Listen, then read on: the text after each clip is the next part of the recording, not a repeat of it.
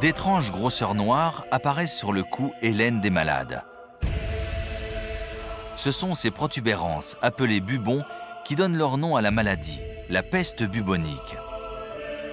10 jours après l'apparition des premiers symptômes, plus de la moitié des malades meurent dans d'atroces souffrances. La peste bubonique n'est cependant pas confinée aux oubliettes de l'histoire.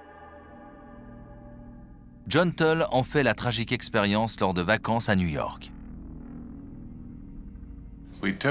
On a pris un taxi pour aller voir un spécialiste de la médecine des voyages. À ce moment-là, j'étais tellement mal que je ne pouvais pas m'asseoir sur une chaise dans la salle d'attente. J'ai dû m'allonger par terre. Et au premier coup d'œil, le docteur a dit « Vous avez la peste bubonique ». L'état de John se détériore rapidement et il est hospitalisé en urgence ainsi que sa femme Lucinda. À ce moment-là, j'étais complètement parti. Et les médecins ont suggéré de me plonger dans un coma artificiel. Lucinda et moi, on en a parlé un petit peu. On pensait que ça allait durer 2 ou 3 jours. Mais en fait, ça a duré 90 jours. Après 2 jours de coma, les extrémités de ses membres ont commencé à noircir, ses mains et ses pieds. De nos jours, les cas de peste bubonique sont extrêmement rares dans les pays occidentaux. Mais au XIVe siècle, les conditions étaient idéales pour que la maladie se répande comme une traînée de poudre. Au cours des siècles précédents, la population avait énormément augmenté. Londres était passé de 15 000 habitants au XIIe siècle à 80 000 au XIIIe. Et toute cette population était massée entre le fleuve et les vieux murs romains. Londres était plus densément peuplée que jamais. Des conditions idéales pour que l'épidémie se propage. La saleté est repoussante, il n'y a pas d'égout, et les ordures mêlées d'excréments humains et animaux coulent au milieu de la rue. Malgré ces conditions sordides, la Londres médiévale est déjà un centre important de commerce international. Cette scène peut paraître très moderne, mais Londres est une ville de commerce depuis le Moyen-Âge.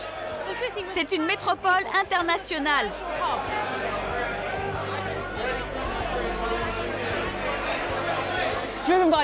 Poussé par la demande de soie et d'épices, le commerce international était florissant.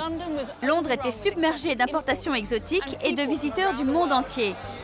Mais en même temps que ses biens et ses personnes, la ville accueillait également quelque chose de néfaste. Le commerce international introduit en Angleterre un nouveau nuisible, le rat noir. Cette espèce originaire d'Asie prospère dans les rues sordides de la capitale.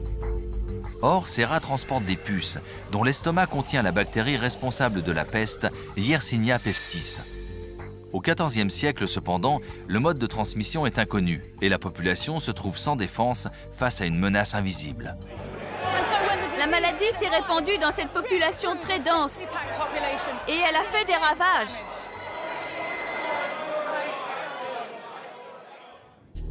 Encore aujourd'hui, dans certaines régions des États-Unis, des rats transportent des puces infestées par la peste. On a environ 2 hectares de terrain à la campagne.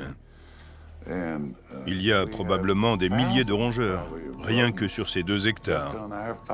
Et environ un tiers d'entre eux est infecté par la peste. Il suffit d'une morsure par une puce infectée pour être contaminé. Et le système immunitaire de John est impuissant face à la bactérie qui se multiplie dans son organisme. Pendant le coma de John, Lucinda doit prendre une lourde décision. Lucinda m'a réveillé le 14 ou le 15 janvier. Et elle a dit « Chérie, je t'aime. Nous sommes le 15 janvier et tes jambes ont été amputées. » Si je n'avais pas donné ma permission pour cette opération, je ne crois pas que John aurait survécu. Et j'étais déterminée à tout faire pour qu'il reste en vie. Donc c'était douloureux, horrible, mais j'ai décidé de les autoriser à amputer.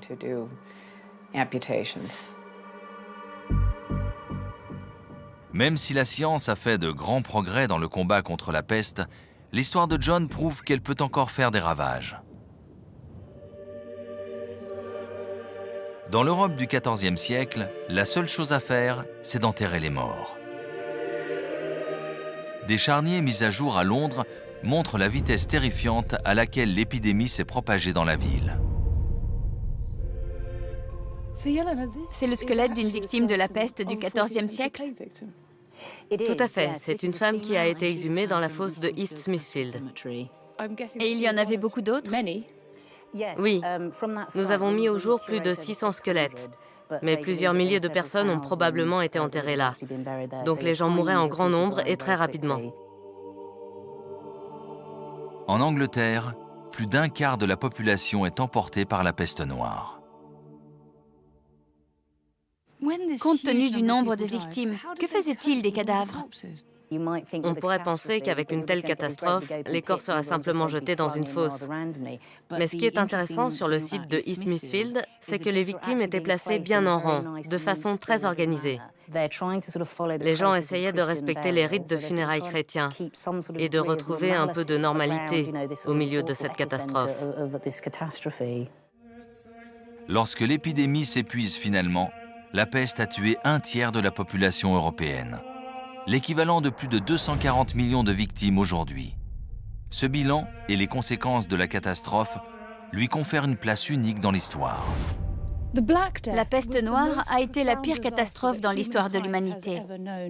Les symptômes étaient terrifiants, dégradants, et l'épidémie a frappé de façon soudaine et meurtrière.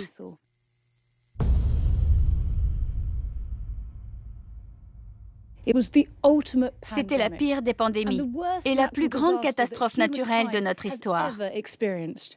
Il n'est donc pas étonnant que 700 ans plus tard, on l'évoque toujours avec horreur.